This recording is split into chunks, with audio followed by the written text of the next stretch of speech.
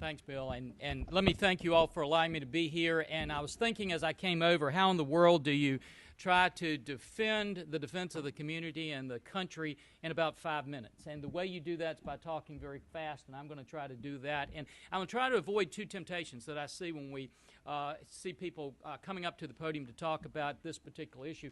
One is to come to the podium and just pound on it with emotion and say, we just can't do this, we just can't do this.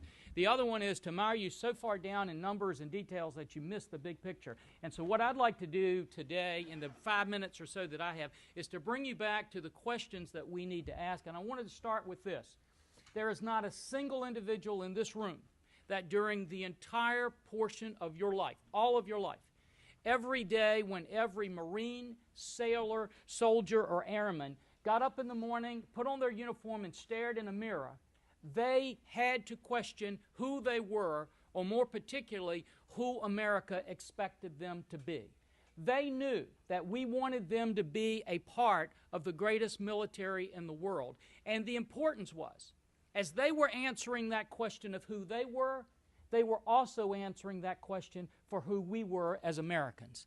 And each of them also realized that their success or failure depended not just on us having good men and women in the military, but it depended on us having a consistent and correct military strategy for defending this country. If you cut through all of the smoke and all of the debates and arguments that we're seeing here about the military today and cuts into defense, it comes down to a prime question. Who is going to define who those men and women in our military are, and who is going to write that defense strategy? Is it going to be bureaucrats with spreadsheets that they've stared at for years, or is it going to be our generals and admirals who have stared in the eyes of our enemies for decades upon decades upon decades? I know who I choose. I just don't know who the Congress is going to ultimately choose, and I don't know who the White House is going to ultimately choose. But I can tell you this, whoever they choose, they need to ask 4 questions. And the first question is this: what is the true risk? What's the threat assessment the United States faces every single day, and what are we going to face in the near future and the long-term future? And after they have asked and answered that question honestly, they need to ask a second question, which is this: what are the resources our combatant commanders need to fulfill the missions necessary to protect us from those threats? The third question is, how do we get those resources to them in the most efficient means possible? And the fourth one is, which of those resources can we afford to give them? And equally important, what's the risk to the United States of America if we don't provide those resources? And I would suggest to you today, as humbly as I can, that the only question that is being asked and answered across government today in Washington is which one of those can we afford? But no one is truly asking what's the risk we face if we don't supply those resources. And after they ask those questions, we've got to avoid a few myths that are floating around in the country today. The first one is that somebody somewhere is asking and answering all these questions. The American people, if you go across the country, they do have this basic feeling that there's somebody in some big computer in some room that's watching all this and saying, no matter how much they argue out on the floor, no matter how crazy they act, somebody is bringing them down and saying, no, you just can't do this. And to just let you know that's not true, I was speaking to about a dozen members of Congress the other day, and it was like deer in the headlights when they realized no one was really looking and asking those questions, because just like the American people, they thought somebody somewhere was asking these questions and answering them, and I can assure you it's not happening, and it needs to start happening. The second myth is that we can do more for less. We've heard that one over and over again. That's a justification for what we're doing. It's not a reason for what we're doing. The third one is we must somehow choose between an economically strong America and a militarily strong America. I would suggest to you that they are part of the same tapestry, and you begin to unweave one of them and you begin to unweave both of them. And if you don't believe that the rest of the world understands that, look at the Chinese defense minister in December of last year who came out and said exactly that to have a rejuvenating China and a powerful China, they needed to have both. a strong and prosperous nation and a strong military, and they weren't going to sacrifice one for the other. We need to be doing the same thing. The fourth myth that's floating around is it makes economic sense to significantly cut defense, and we know that doesn't happen.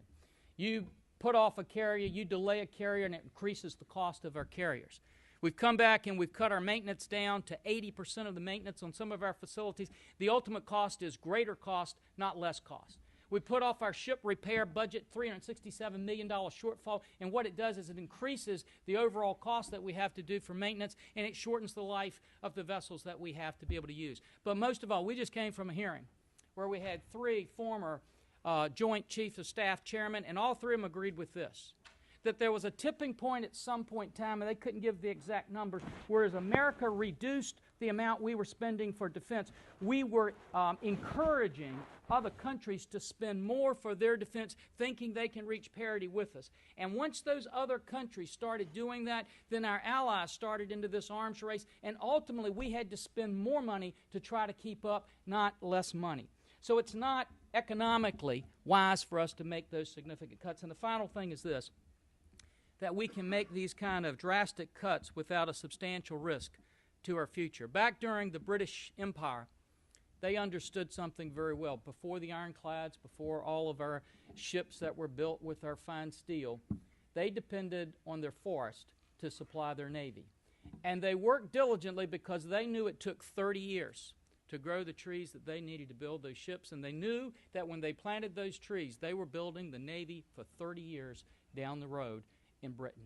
We forget that today, and we think that we can turn on a dime and change it. We're not really talking about the military we're going to face today. We're talking about the military America and our children are going to have tomorrow. And let me tell you the last cost that I think is a part of that, and then I'll close, and it's this. Almost everywhere I travel in this country today, I don't care whether it's somebody that's lost their job or the most successful businessman. You know the one question they're asking me? They're not saying what benefits you're going to give me. They're not even saying what tax cuts you're going to give me. They're way beyond that. They're looking me in the eye and they're saying this. Randy, I just have one question for you. Is the future of America optimistic or pessimistic? I would suggest to all of you today, it is very difficult to create a scenario that gives us an optimistic future unless we have a commitment to make sure we are going to maintain the strongest, most powerful military the world has ever known. Thank you very much for letting me be here.